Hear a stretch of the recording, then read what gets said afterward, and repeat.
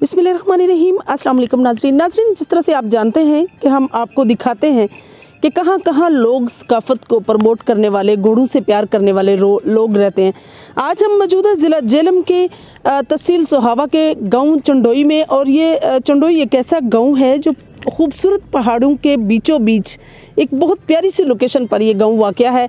अगर कैमरामैन दिखा सके तो आप यहाँ की लोकेशन नोट करें कि इर्द गिर्द जो है सरसब्ज़ शादाब पहाड़ियाँ हैं और खूबसूरत पौधों से लदे हुए पहाड़ हैं, और बीच में गवर्नमेंट की तरफ से दिया गया हुआ इस इलाके को एक डैम है जो किया हुआ है यहाँ के लोगों की फैसिलिटेशन के लिए, और ये 50 फीट जो है गहरा है। अगर इसकी गहराई की बात करें तो यहाँ ये लोग जो हैं मुस्तफ़ीद होते हैं, चूँकि पानी की काफ़ी किल्लत है यहाँ, तो बिकॉज़ ऑफ दैट इस पानी को इस्तेमाल किया जाता है।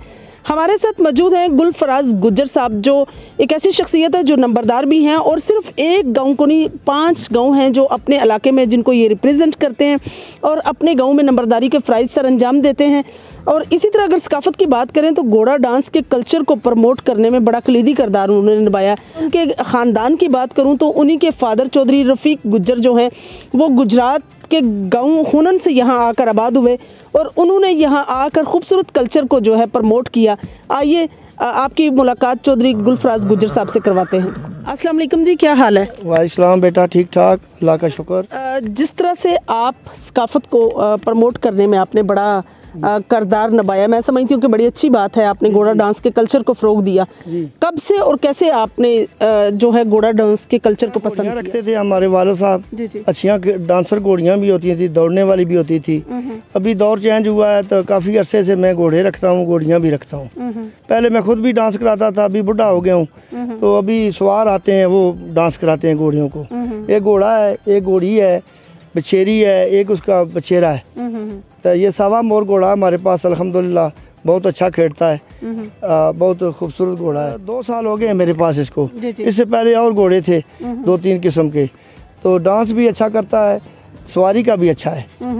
तो इधर जिम्मेदारा भी करते हैं, माल मवेशी भी रखे हैं, फार्म गाय भैंसें ये भी हमने रखी हुई हैं।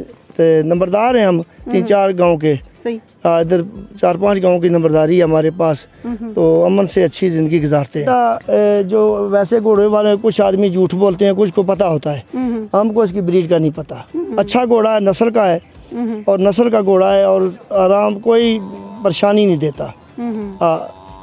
जिस पेड़ में जाता है इज्जत से खेलता है, इज्जत बनाता है। 20-25 मेले हमने इससे किए हैं। जी हाँ, माशाल्लाह। सराय आलमगीर भी गए हैं हम, इधर गए हैं, आज़ाद कश्मीर भी गए हैं, अपने इलाके में बहुत मेले किए हैं। सोहावा में घोड़ा कल्चर की अगर बात करें तो किस हद तक लोग सकाफ़त को बहुत ज़्यादा करते हैं। इधर अंजम स्टोर वालों ने भी रखे और घोड़ा अच्छा रखा हुआ है। दूसरे राखे वाले हैं, उन्होंने भी बहुत अच्छे घोड़े रखे हैं। इधर मूरी है, बहुत पुराने घोड़े सवार हैं। चौधरी अकरम वाल मक्खन खान बहुत नॉमिनेट घोड़े सवार हैं। इलाके में शहर में दुलमी भी वो घोड़े दौड़ाते हैं, दुलमी वाले पीर भी उनको बहुत मानते हैं। माशाल्लाह जी, मतलब लोग कल्चर को पसंद करने वाले लोग हैं, बहुत ज़्यादा पसंद करते हैं। जी, तो नाज़रीन आप नंबरदार चौधरी गुलफराज खान साहब की गुफ्तगू सुन रहे थे, और बहुत ज़बरदस्त तरीके से उन्होंने बात की है। घोड़ा डांस के कल्चर को प्रमोट करने में बच्चों का बड़ा अहम रोल है। इस वक्त खुद तो वो बूढ़े हो चुके हैं, लेकिन बच्चे जो हैं इस फ़रोग को ख़त्म नहीं होने देते और कहते हैं कि घोड़े जो है रखने चाहिए। अभी हम आपकी मुलाकात चौधरी अबू बकर गुज्जर साहब से करवाते हैं, जो मेट्रो सिटी में प्रॉपर्टी का बिज़नेस करते हैं। आइए उनसे भी पूछ लेते हैं कि अपने वालिद की, अपने दादा की इस लेगेसी को किस तरह से वो संभाले हुए हैं। जी, तो नाज़रीन जिस तरह से हम बात कर रहे थे कि दिखाने के लिए आपको खूबसूरत पंजाब की सकाफ़त, समाजत, और सबसे बड़ी बात सकाफ़त को ज़िंदा रखने वाले लोग, डेरेदार, जो अपने कल्चर को कभी भी किसी तरह से, किसी भी एंगल से नहीं भूले। तो आ चुके हैं हम चौधरी अबू बकर गुज्जर साहब के पास, जो प्रॉपर्टी का बिज़नेस करते हैं। और मैं समझती हूँ कि new metro city Gujjar Khan का आगाज़ जो है वो यहाँ के रहायशियों के लिए एक बहुत बेहतरीन और ऐसा मंसूबा है जो प्रॉपर तरीके से एक लग्जरी स्टाइल, लिविंग स्टाइल देता है, जिसमें इनका best invest real estate and builders के नाम से है एक बिज़नेस है, और दूसरा जो है साजिद बिल्डर के नाम से। तो आइए अबू बकर साहब से पूछते हैं कि बिज़नेस प्लस सकाफ़त दोनों चीज़ों को लेकर चलना किस तरह से मैनेज करते हैं। अस्सलाम वालेकुम जी, कैसे हैं आप? जी वालेकुम सलाम, अल्लाह का शुक्र। मैम आप कैसे हैं? ठीक है अल्हम्दुलिल्लाह। आज बड़ा अच्छा हमें महसूस हुआ है, बड़ी खुशी हुई है जी। कि आप हमारे पास आई हैं, आपने अपना कीमती वक्त निकाला है। और जैसे कि आप जैसे लोग, सबसे पहले जैसे आपने बात की है कि सकाफ़त को ज़िंदा रखने वाले लोग जो हैं वो अभी भी ज़िंदा हैं, तो हम आपको इस चीज़ का क्रेडिट देते हैं जो लोग इस सकाफ़त को लोगों को दिखाने के लिए अभी तक ज़िंदा हैं और इस पर बड़ी अपनी एफ़र्ट्स कर रहे हैं। माशाल्लाह आपका ये बहुत बड़ी एफ़र्ट्स है, अपना टाइम निकालना और जाना वहाँ पे और अगले बंदे का इतनी सारी चीज़ें और अपने लवाजमात लेके जाना, ये एक छोटी चीज़ नहीं है। क्योंकि कैमरा में, मोबाइल में सिर्फ एक वीडियो देख लेना लोगों के लिए बड़ा आसान है, पर आपकी जो पीछे, इसके पीछे जो मेहनत होती है और इस पेज को चलाने के लिए जो सारी चीज़ें होती हैं वो काफ़ी बड़ी मेहनत होती है। सबसे पहले हैट्स ऑफ टू यू, हम आपको सैल्यूट करते हैं, आपकी पूरी टीम को सैल्यूट करते हैं इस चीज़ के लिए कि आप लोग ये सकाफ़त को लेके चल रहे हैं। और अल्हम्दुलिल्लाह हम जो है इस चीज़ को माशाल्लाह आबाओ अजदाद से लेके चलते आ रहे हैं और हमारी पूरी कोशिश और काविशें हैं इस चीज़ के साथ कि हम इसको आगे आने वाली हमारी नस्लें जो हैं उसके साथ हम इसको लेके चलें और ज़िंदा रखें। हमारे वालिद साहब, हमारे दादा के वालिद साहब, ये शुरू से ये चीज़ें चलती आ रही हैं। जैसे आप देखते हैं कि गुज्जर बरादरी जो है शुरू से आप देखते हैं वीडियोस में भी और काफ़ी सारी फ़नी वीडियोस में भी कि वो लगे रहते हैं इस पे ऊपर मजाक करने के, भैंसें और जानवर और ऐसी चीज़ें। तो ये बेसिक ये मजाक और ये चीज़ें जो है ये सारी मुंसलिक हैं हमारी सकाफत के साथ, क्योंकि हम गुज्जर जो कौम है वो इस चीज़ से पहचानी जाती है कि अगर गुज्जर जो है वो भैंस नहीं रखेगा तो वो गुज्जर पहचाना नहीं जाएगा। अगर गुज्जर है वो अपनी सकाफत के साथ जुड़ा नहीं है तो वो गुज्जर नहीं है। और बाकी बहुत सी और सी बरादरियाँ भी हैं माशाल्लाह से, वो भी इस चीज़ को लेके चल रही हैं, हम उनके साथ हैं और ये बरादरी बेस पे हम उनके साथ इंशाल्लाह मुंसलिक भी और रहेंगे भी। और ये सकाफ़त को हम बाकी सबको भी कहते हैं कि जितने लोग भी हैं वो इसके साथ मुंसलिक हों। जैसे भी सोशल मीडिया का दौर है, सोशल मीडिया के दौर के साथ ये चीज़ें काफ़ी सारी और हाईलाइटेड हो गई हैं, क्योंकि पहले जो है वो शहर के लोगों को इतना इस चीज़ का अंदाज़ा नहीं था। काफ़ी सारे लोग जो है वो गाँव से और अपने आबाओ अजदाद की सारी सकाफ़त को छोड़कर शहरों में वो हो गए शिफ्ट, और वहाँ पे वो उनकी औलाद जो है वो इस चीज़ से काफ़ी सारी हट गई और सोशल मीडिया के दौर की वजह से दोबारा से जो है वो करीब ले आया, लगाव हो गया। तो वो अपने वालिद से, अपने बाओजदाद से कहते हैं कि वालिद साहब ये जो चीज़ हम देख रहे हैं तो हमें अपने गांव में तो लेके चलें, हम वहाँ पे अपनी ये चीज़ें एंजॉय करें। और जैसे ये ब्लॉगिंग का आजकल दौर है और लोग जो शहरी हैं वो इस चीज़ को ज़्यादा वो फोकस कर रहे हैं और हमारे सकाफत माशाल्लाह से इतनी इंटरेस्टेड है कि हमारे ओवरसीज़ जितने भी लोग हैं वो भी इस चीज़ के साथ इंटरेस्टेड हैं और हमारे दूसरे मुल्क के फॉरनर्स जो हैं वो भी इस चीज़ को बड़ा पसंद करते हैं। बिल्कुल, जिस तरह से आपके भाई ओवरसीज़ हैं और बात चल रही है सकाफत की, तो सकाफत में जिस तरह से चौधरी साहब ने टाइम दिया और मैं समझती हूँ कि नंबरदारी के फ़राइज़ भी सरअंजाम देना, आप सबकी परवरिश भी करना और सकाफत में घोड़ा डांस के कल्चर को भी फ़रोग देना, तो ये सारी चीज़ें क्या आप दोनों भाइयों में भी आई हैं या मतलब सिर्फ बिज़नेस की हद तक? बेसिकली हमारा ये शौक़ जो है ये हमारे दादा और हमारे आबाओ अजदाद से शुरू से चलता आ रहा है। तो हमारे वालिद साहब ने माशाल्लाह, अल्लाह पाक उनको सलामत रखे, और उनका जो तल्लक है और उसी की बेस के ऊपर हम अभी भी चल रहे हैं। और उनके बगैर तो ये चीज़ बिल्कुल भी मुमकिन नहीं थी कि हम ये कह दें कि अगर ये शौक़ हमने खुद चलाया है तो ये बिल्कुल ही गलत बात होगी। बल्कि हमारे वालिद साहब जो है उन्होंने हमारे इस शौक़ को हमेशा से जो है वो तरजीह दी है और हमें इस चीज़ के साथ मुंसलिक रखा है, ताकि हमारा ये शौक़ जो है उनकी अपनी ख्वाहिश होती है कि हमारे अंदर ये शौक़ जो है मज़ीद बढ़े। हम इस कल्चर की बात कर रहे हैं और निज़ाबाजी मैं समझती हूँ कि पंजाब की एक पुरानी रवायात में, कल्चर में आता है। तो जेहलम दीना को एज़ कम्पेयर टू सहावा देखें तो जेहलम और दीना में ज़्यादातर लोग जो हैं निज़ाबाजी पर फोकस कर रहे हैं, लेकिन मेजॉरिटी जो है वो घोड़ा डांस या घोड़ा रक्स से भी रिलेटेड है। क्या आप निज़ाबाजी की तरफ नहीं गए? बिल्कुल, मैं पर्सनली अगर आपको ज़ाती तौर पे बताऊं तो वो मेरा जो ज़ाती शौक़ है वो नेज़ाबाजी को लेके था। और वालिद साहब जो है वो उनको भी नेज़ाबाज घोड़े पसंद हैं, मेरे भाई को भी नेज़ाबाज घोड़े पसंद हैं, पर जो हमारी थोड़ी सी मसरूफियत और वक्त की कमी की वजह से हम सिर्फ उस चीज़ में नहीं हो सकते। हालांकि हमारे मोबाइल की वॉच लिस्ट आप देखें तो उसमें नेज़ाबाजी की वीडियोज़ आपकी मौजूद होगी। और कई दफ़ा हमारे यहाँ पे मेट्रो सिटी गुजर खान में भी माशाल्लाह से मैनेजमेंट के भरपूर तावन की वजह से यहाँ पे नेज़ाबाजी के इवेंट्स वगैरह होते रहते हैं, ताकि ये इवेंट जो है वो हमारे इलाके की सकाफत को ज़िंदा रखते हैं। तो हम इन लोगों को अच्छे लाइफस्टाइल के साथ साथ ये भी चीज़ें फराहम करते हैं। और इसके साथ साथ ये है कि निज़ाबाजी जो है वो बेसिकली एक आसान काम नहीं है और घोड़ा का शौक़ रखना भी एक आसान काम नहीं है। और नेज़ाबाज घोड़ा जो है उसके लिए आपको जहाँ पे भी नेज़ाबाजी के इवेंट होते हैं वहाँ पे आपको फिर पहुँचना पड़ता है, और अगर आपको कहीं से दावत आती है आप उस दावत में नहीं जाते तो वो आप समझ लें कि आप एक ऐसे ही है जैसे अगर आपको किसी ने खाने की दावत दिया और आप उसके घर खाने की दावत पे नहीं। के साथ किसी मेले पे जाने का इत्तेफाक हुआ और कौन सा यादगार मेला होगा आपका जो जिसमें आपको घोड़े का रक्स और स्पेशली आपका जो सावा नीलम है उसका बहुत ज़्यादा ज़बरदस्त लगा हो? मेरे लिए यादगार है कि जब तकरीबन ये कोई पिछले साल की बात है, मुझे अभी जगह का नाम नहीं याद, ये चिकवाल रोड के साथ ही हमारा एक वहाँ पे हुआ था। वहाँ पे हम वाला साहब के साथ गए थे और वहाँ पे काफ़ी जो है वो हमारे इलाके के माने घोड़े भी थे और भी पंजाब साइड से भी घोड़े आए थे। तो वहाँ पे हमें वो काफ़ी सारी जो है वो वाला साहब की तरफ से मालूमात मिली थी चीज़ों के बारे में। और इसके बाद मेरे लिए एक यादगार लम्हा है वो तकरीबन 1.5 साल पहले मैं वाला साहब के साथ जो है वो हम रात को बल्कि 2 दिन हम आपस में बैठ के गपशप लगा रहे थे। तो उन्होंने मुझे बोला यार कि घोड़ा जो है ना वो मैंने लेना है, तो मैंने जाना है तो नीचे पंजाब साइड पे। तो रात को एक दिन हम बैठे बैठे मैं और वालिद साहब बैठ के बातें कर रहे थे, तो तकरीबन 9 बजे का टाइम था। तो मुझे कहते हैं यार फलाना जगह पे जो है ना मैंने जाना है, वहाँ पे घोड़ा पसंद आया जी, पंजाब साइड पे तकरीबन काफ़ी दूर था। तो हम वहाँ पे रात को 9 बजे मैंने बस मजाक से बोला, मैंने कहा जी चलें अभी चलते हैं। अच्छा। रात को 9-10 बजे का टाइम। जी जी। तो कहते हैं यार अभी जो है वो टाइम बड़ा हो गया। मैंने कहा जी खैर है चले चलते हैं। तो कहते हैं अच्छा चलो मैं बताता हूँ। 2 मिनट गुजरे, बाहर आए, अपने दोस्तों को उन्होंने फ़ोन वगैरह किया, कहते हैं चलो चलें। अच्छा। हम रात को 10:30-11 बजे यहाँ से निकले हैं और वहाँ पे जाके सुबह हम 3 से 4 बजे पहुँचे हैं और हम पूरी रात हमारी सफ़र में गुजरी है। तो वो मेरे लिए एक बड़ा यादगार लम्हा था वालिद साहब के साथ। और अभी भी हम माशाल्लाह इन चीज़ों में आपस में गपशप होती है तो बड़ी हम हंसी मजाक करते हैं कि रात को उस टाइम हम निकल गए थे। तो यानी कि हॉर्स लवर होना इतना आसान नहीं है। इतना आसान नहीं है कि आप किसी टाइम भी निकल सकते हैं। और वो पूरी रात मैंने ड्राइविंग अकेले की, कोई ड्राइवर भी नहीं था क्योंकि वालिद साहब के दोस्त थे साथ। तो गपशप हमारी बड़ी अच्छी, हमारा टाइम स्पेंड हुआ क्योंकि हमारे अबाउ अजदाद जो हैं, हमारे वालिद साहब हैं, हमारे वालिदैन हैं, इनके साथ हमारा रिश्ता जो है दोस्तों वाला होना चाहिए। हम सबको यही कहते हैं कि यार अपने वालिदैन के साथ आप अच्छा वक्त गुजारें, अच्छी यादें रखें, अच्छा टाइम गुजारें, इनसे दुआ लें, क्योंकि वालिदैन आपके अगर खुश होंगे तो वो आपके लिए कामयाबी का, दुनिया और आखिरत दोनों में कामयाबी का जरिया। बेशक सकाफत पर बात की है, मुझे लगता है कि बिज़नेस पर उससे भी ज़्यादा बढ़ चढ़ कर बात करेंगे आप। तो क्या फैसिलिटेशंस जो हैं गुज्जर खान में आप चेंजिंग देख रहे हैं, लोगों के लिविंग स्टाइल में क्या तब्दीली आई है, क्या आप स्पेशल जो हैं यहाँ पर फैसिलिटेशन प्रोवाइड कर रहे हैं आवाम को? ऑब्वियसली हर बंदा चाहता है कि एक लिविंग स्टाइल बड़ा स्टैंडर्ड किस्म का हो।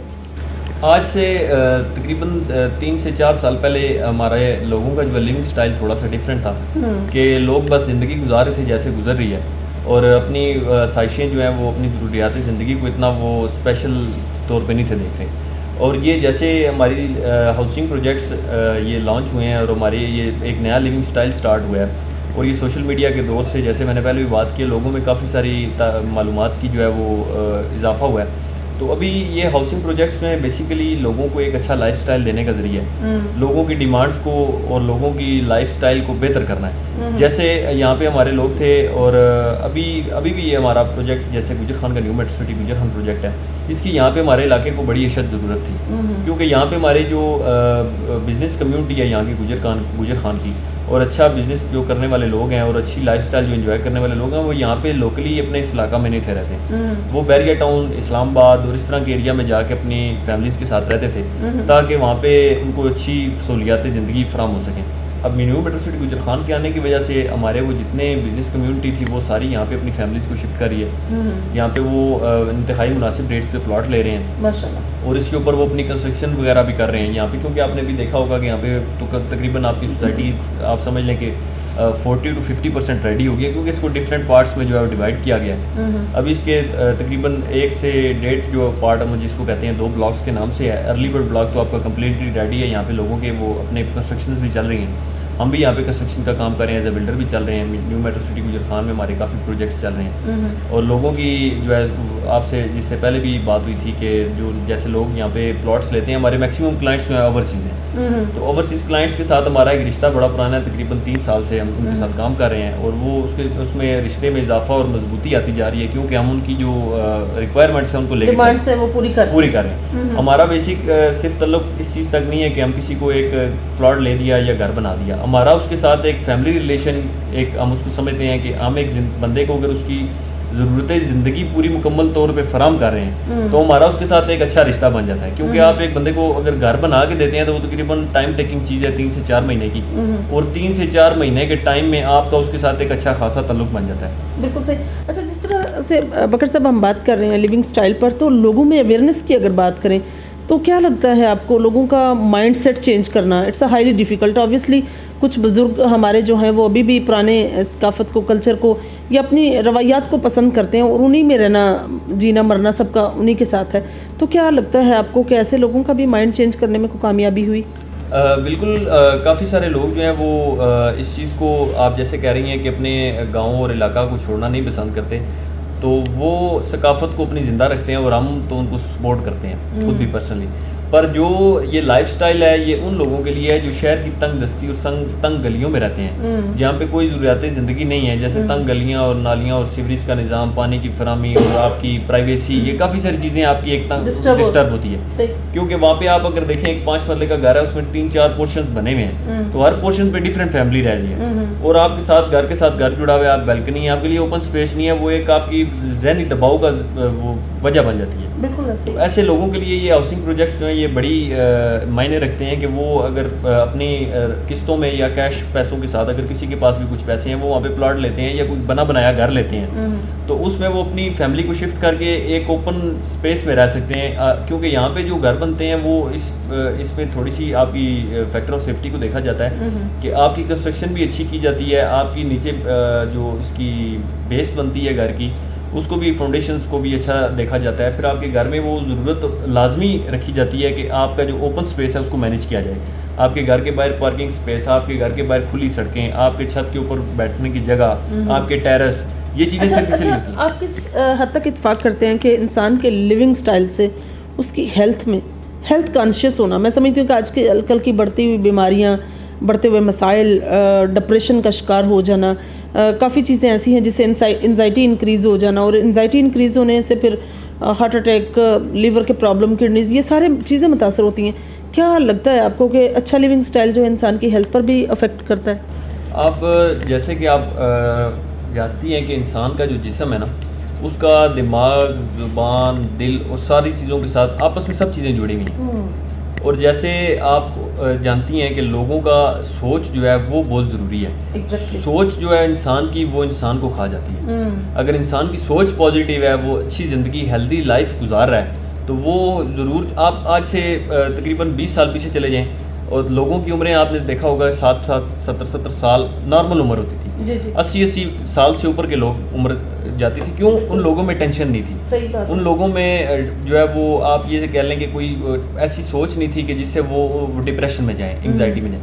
अभी आजकल लोग इस वजह से ज़्यादा, मैं समझता हूँ कि बीमारी का ज़रिया जो है और वो डिप्रेशन का ज़रिया, एंग्जाइटी का ज़रिया ये है कि लोग तंग गलियों में रहते हैं, तंग घरों में रहते हैं, वहाँ पे आपका सफाई का निज़ाम नहीं है, आपकी सीवरेज का निज़ाम नहीं है, वहाँ पे आप वो जो नालियों की स्मेल होती है, अच्छा साफ़ सुथरा पानी ना मिलना, और लाइफस्टाइल उनका, आप जिस जगह पे रहते हैं वो जगह आपके ऊपर बहुत ज़्यादा इम्पैक्ट डालती है लाइफ में। क्योंकि आप जहाँ पे होंगे, आप एक गली से उठ के अगर एक बंदा पाकिस्तान में रह रहा है, वो एक चीज़ को देख रहा है और रूल्स एंड रेगुलेशंस को नहीं फॉलो कर रहा, वही बंदा नेक्स्ट डे आपका दुबई या यूके में चला जाता है। वही बंदा आपका नेक्स्ट डे एक दिन में सारा कुछ सीखता है। वो रूल्स एंड रेगुलेशंस का भी ख्याल रखता है, वो गंदगी का भी ख्याल रखता है, वो कोई चीज़ फेंकने से पहले डस्टबिन देखेगा, खाने से पहले आपकी चीज़ देखेगा, पीने से पहले आपको अपना पानी देखेगा। क्यों ऐसे? ये सिर्फ इसलिए है कि आपके लोग जो हैं वो जिस इन्वायरमेंट में रहते हैं उस चीज़ को कैच करते हैं और उसी के अंदर डिजॉल्व हो जाते हैं। और यहाँ पे लाइफस्टाइल अच्छा देना मकसद सिर्फ ये है कि लोग जिस लाइफस्टाइल में आएंगे, यहाँ पे इस लाइफस्टाइल में रहने का मकसद लोगों की ज़िंदगी को मज़ीद बेहतर बनाना है। अपने लिए नहीं, अपनी आने वाली जो आपकी नस्लें हैं वो इसमें बेहतर जाती हैं। बिल्कुल सही। जिस तरह से सर सेल परचेज़ की बात करें तो सेल्स पे भी टैक्सेस, परचेज़ पर भी टैक्सेस, तो मैं समझती हूँ कि सेल करने वाला और ख़रीदने वाला दोनों ही बर्दाश्त कर रहे हैं, टैक्स दे रहे हैं। इससे क्या लगता है आपको कि बिज़नेस पॉइंट ऑफ व्यू से अगर देखा जाए तो बिज़नेस में कितनी प्रॉपर्टी, कितने मुतासर हुआ ये बिज़नेस? जब से ये सेल्स टैक्स वगैरह लगे हैं रियल स्टेट के ऊपर, तो काफ़ी सारी रियल स्टेट इंडस्ट्री को डिस्टर्ब किया गया। और ये मेरे ख्याल से पाकिस्तान की जो है वो सबसे बड़ी जो इनकम देने वाली जो इंडस्ट्री थी, वो आप समझ 2nd या 3rd नंबर पे कह सकते हैं। कि रियल स्टेट इंडस्ट्री है, क्योंकि रियल स्टेट इंडस्ट्री से आपको ईयरली जो है वो टर्नओवर इतना बिलियंस में जाता था कि आप अपने मुल्क के काफ़ी सारे अखराजात जो हैं वो मैनेज कर सकते थे। और आप इसको अच्छे तरीके से अगर मैनेज करते हैं, आपने ये टैक्सेस लगा के लोगों को उस बिज़नेस से ही हटा दिया। क्यों हटा दिया है कि जिस बंदे ने ज़मीन ली हुई है वो ये सोच रहा है कि मैं इसको बेचूंगा और मुझे टैक्स देना पड़ेगा, और ख़रीदने वाला ये सोच रहा है कि मैं ये लूँगा और टैक्स दूंगा और फिर मैं बेचूंगा दोबारा टैक्स दूंगा।